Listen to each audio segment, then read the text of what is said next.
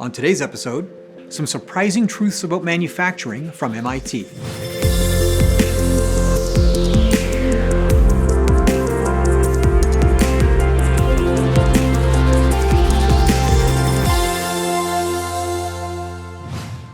Today's episode is brought to you by engineering.com, a globally trusted source for engineering content. Check out this and many other videos for the engineering professional on engineering.com/TV today. The Massachusetts Institute of Technology, well, they've been doing cutting-edge research into science and engineering for 160 years. But what isn't widely known is that the university does research in many fields outside science and technology. Now, one of them is economics, and the institution has recently released a trio of very interesting research papers about industrial production in America.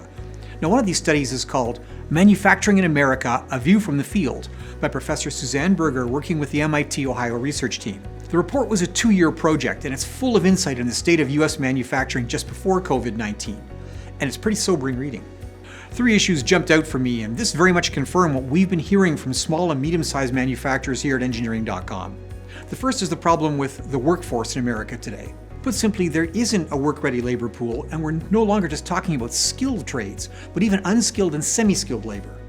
SMEs are reporting extensive use of temporary work agencies to find recruits with annual turnover rates of 50% or higher.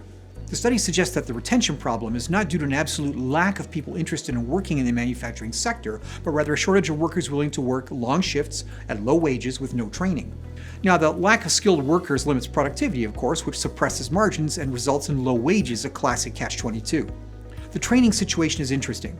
Most employers reported that community college associate's degrees generated workers with skills irrelevant to their needs. Successful SMEs implement in-house training programs and hire for the ability to learn rather than a pre-existing skill set.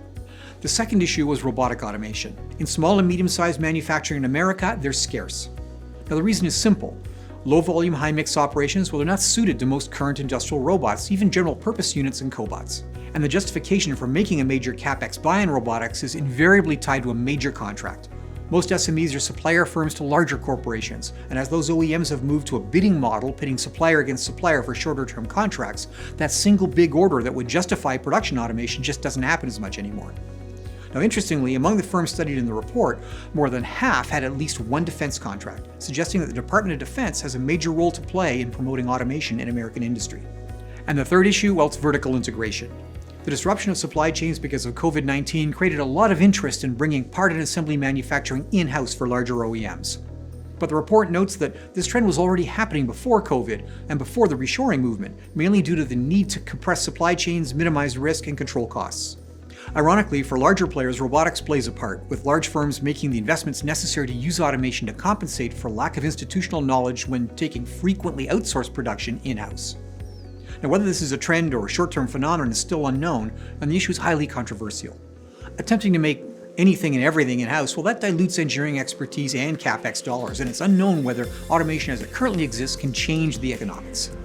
The study is a fascinating insight into manufacturing in America as it exists today, and it's well worth a read. The link is in the description below.